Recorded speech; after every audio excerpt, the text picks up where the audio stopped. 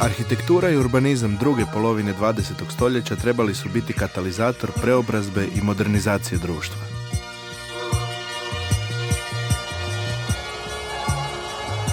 U Hrvatskoj i državama bivše Jugoslavije projekti su izrazito ambiciozni. Nastaju neki od najljepših radova moderne arhitekture.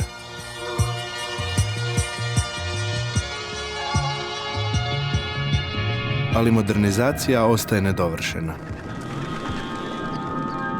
Velika stambena naselja, edukacijske institucije, kulturni centri, javna infrastruktura danas su često zapušteni prostori, mjesta kontroverzi, sukoba različitih interesa.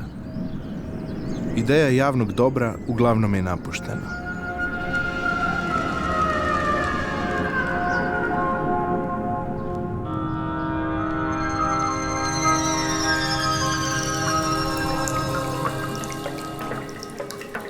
Arhitekt Maroje Mrduljaš i naša ekipa potražili su primjere takve napredne arhitekture u cijeloj regiji.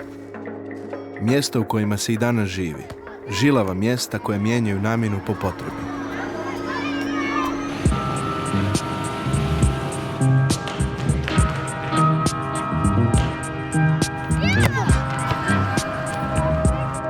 Možemo li ponovno naučiti kako iskoristiti potencijale arhitekture velikih ambicija?